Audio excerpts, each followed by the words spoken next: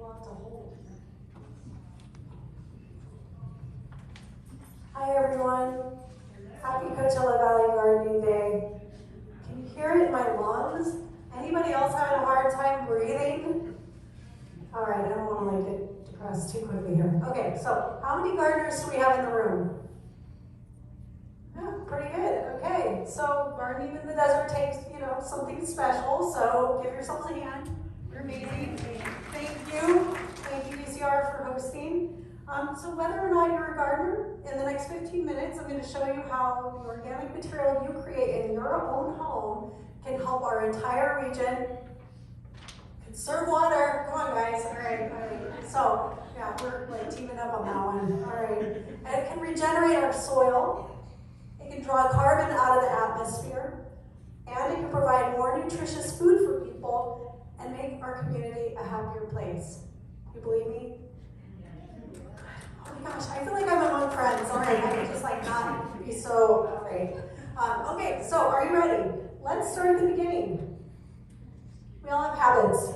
How many of you brush your teeth? Yes, keep your hands up. Keep your hands up. Good. We're on the right track here. Now, how many of you brush your teeth with your opposite hand? Oof. Nice. Your opposite hand. Yeah. So what if I told you that brushing your teeth with your non-dominant hand is actually good for your memory, your balance, and can stave off aging? Would you maybe think about doing it? All right. So why don't more of us do that? I mean, it's like a simple change, right? That's why I'm here today. So I'm a self-appointed spokesperson for Earth. I think I'm probably in good company with you all. And I want to share some of the information and motivation that will help you all get in a new habit. That was the whole point of that, the new habit of composting. What is this? It's like food in a various stage of food, yes, but no, really, what is it? I know, it's getting there. We're on our way to composting. It's actually treasure. It's gold. I want you to see that picture the same way I do. So this is not garbage or waste. It's organic gold. And I'm wondering, how many of you seen that program, The Antiques Roadshow? Are you like, you hear these stories? Yeah, you hear these stories like, oh, I had no idea that was in my garage and it was worth $1 million. Like, yeah. Okay, same thing. You're looking at it. It's the Organics Roadshow. And sometimes with a little information, we can see these familiar things with new eyes. We're now part of the Compost Roadshow. There we go. So whenever I hear somebody describe compost as waste or garbage, it hurts my heart a little bit. But then I have to remember, like, this is my job, so we're going to start at the basics. So even if some of you are pros in this room, a little refresher, a little reminder of why we have these habits that we have to create together, and the change of habits is so important. Okay, definition of compost, blah, blah, blah. It's the controlled decomposition of biodegradable materials. It's a noun, and it's also a verb. This is what it looks like when we compost. This is when we steward our resources and we treat them, sorry, I'm terrible with the mic. We treat them like valuable materials. Have you ever seen like a happier group of people? This was last October. I kid you not, like people get up at like god-awful hours of the day and they show up to do what? Chop up a bunch of pumpkins because we were having our own pumpkin smash. Why are we doing that? Oh my God, why are we doing that? This is why we're doing it. Actually, no, sorry, I'm gonna stay with the happy people. We're doing this because it's creating something really good for us. We're stewarding our materials, and in order to steward our materials, we need to make sure we know what those materials are, and this is the list. Probably not visible to any of you. So let's talk about what the list looks like. What can you steward? What are your browns? What are your carbons? You need 2 things to make compost. Carbons, sawdust, newspaper. I know you have cardboard. We all have cardboard. Every one of you in this room has cardboard. We all have way too much of it. That can go in your compost pile. We also need greens. What are your greens? Food? Yeah. Leaves. All right. Kitchen scraps. Anything that's coming out of your kitchen compost pile.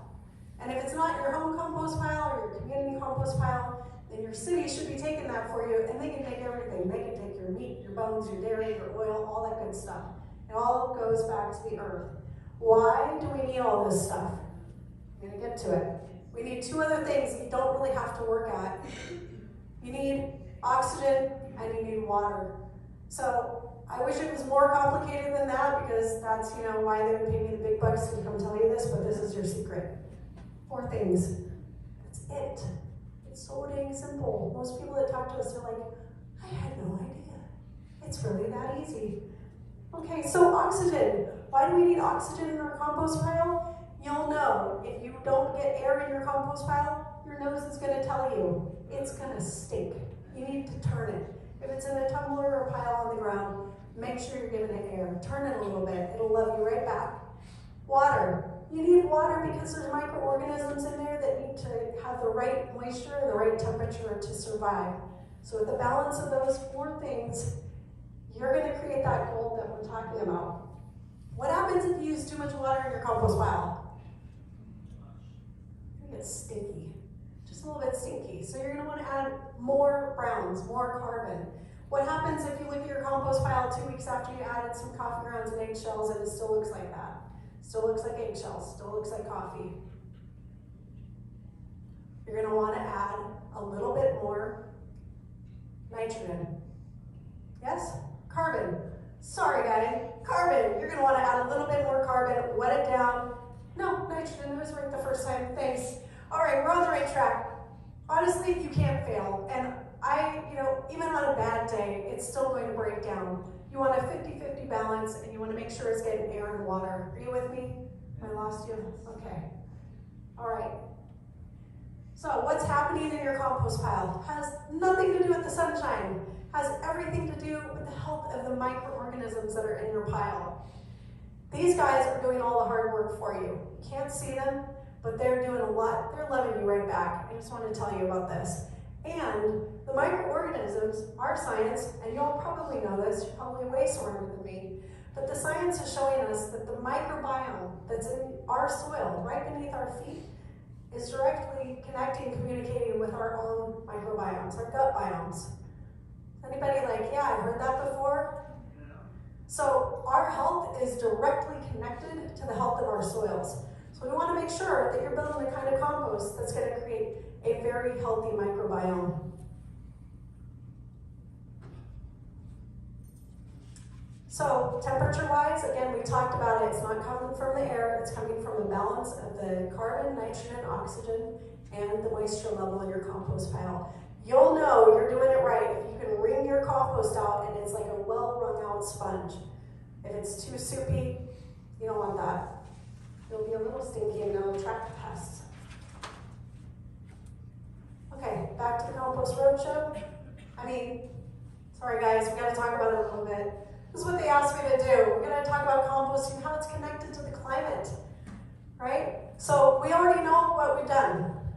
We've been throwing our food scraps in the garbage, treating them like garbage. What that does is it increases the greenhouse gases. They would get released into the atmosphere. Yes, we need some greenhouse gases, but we don't need this many. What we want to do is we want to pull some of those back down to the earth. And what we need is more carbon in our soil to create healthier soils and restore the soil, restore our biome. Do you know what else loves carbon? Y'all know this, you're plant people. What loves to eat carbon? Thank you. Plants love carbon. So you're not just making the planet happy, you're making the plants happy. And then if you're growing food, then you're eating the happiest tomato you've ever eaten. Kind of cool. All right, here it is. On a resource conservation level, compost. It conserves water. How does it do that? It holds water in it. It's like a sponge. And so it gives our dirt, if you look at desert dirt, I call it dirt because there's a difference between dirt and soil. It's going to expand the structure of the soil and hold that carbon, that water, and make it more available for the plants. So you're going to need less water overall, even if you're watering your compost pile. You'll never water it more than you would water your plants without using compost. It's also going to make a more nutrient-dense soil and make those ingredients and nutrients more bioavailable to the plants. It heals and regenerates our soil. When we are saving our kitchen scraps and saving our yard trimmings and turning them into earth, we're creating healthier soil. We have a problem in our culture. We've been tilling our soil and monoculture and spraying it with a bunch of crap. And with compost, you don't need to do that. You're making your own fertilizer, you're amending your soil, you're healing the soil and bringing the life back to it. Strengthens food systems. I know I've got food systems people in this room. Actually, I've got, do you all love to eat? I love food. Okay, cool. All right, great. So, compost is the end and the beginning of everything. It really is. It is, you eat something, you put it in the compost, it builds soil, that soil grows food, and then you get to eat again. It's a beautiful thing. If we don't do it, what happens? I mean, I want to make sure that we share a meal together down the road. So, compost also draws carbon down. That was that little magical secret I told you about. It really does have an exchange with our atmosphere. So, by adding compost to the soil, you're increasing the soil's ability to draw carbon out of the air and feed it to your plants. Super simple. How the heck does it build community climate resilience? How do I make that point in 2 seconds? What do we need? Like, we all just went through something. We went through a hurricane together. Did you talk to your neighbors? Did you check on them? How are they doing? Did they get flooding? That happened. What happens for us as our climate is rapidly changing and we realize, okay, that probably wasn't an isolated event. We're going to have something again. We're all going to hear that unprecedented, catastrophic, those words are just going to be part of our lifetime. So we need each other. And the soil is a good example of what it looks like to have a strong network. When we build the network of the soil, we need to build the network of the people so we can weather the next event. Compost will do that because it gives us the ability to conserve our resources, heal our soil, grow our food, and talk to our community members. How does it increase the well-being? There's another magical little thing I want you to know today about compost. Compost actually, that interaction between the soil biome and your microbiome actually produces, somebody knows this in this room, I know it. I've heard you talk before. What's the one thing? It's like the feel-good chemical. Serotonin. Yes, it actually builds serotonin. Your body releases serotonin when you come in contact with the earth. How cool is that? Yes, it's really cool. Okay, so at this point you're probably wondering, okay, if composting is so easy to do and it does so much for us, what the heck is holding us back? Well, I'll tell you, it's our habits. Think about brushing your teeth. All I can say is that every social movement that caused us to change our behavior, whether it was wearing seatbelts or helmets or masks or stopping smoking indoors or recycling, was met with resistance. But all of these things are good for us, and when it comes to our physical environment, our health and our environment cannot afford to wait. So I'm making it easy on you. This is what you need to do today. If you have room in your space, even if it's a teeny tiny courtyard, I want you to pick your composting system. I want you to think about, what am I going to do to start saving my kitchen scraps?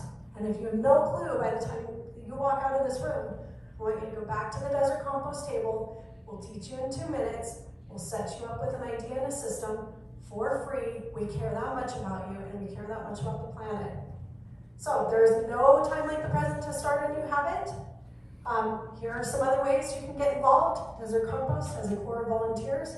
We've got several in the room. You can come out and learn about composting on a mid-scale. We're composting 800 pounds a week at the College of the Desert site. These are the happy people that are doing it. We're turning it into soil, and we are growing food. Also, you can talk to your neighbors. This is how we do it. This is how we build the community resilience. You now all have friends. You just spent moments of your life in this room listening to this lady, and now you know a little bit more that makes you an expert to go out and talk to more people. Okay, I also like to give people stuff. So you might have a composting system. The Coachella Valley Mountains Conservancy gave us a little grant so that we can give you one. Fill out our survey. tell me if this was all right or valuable or what you want to know about next time, and we will give you a composting system if your name is drawn out of that hat. All right, and we're doing questions later. Thank you all. I hope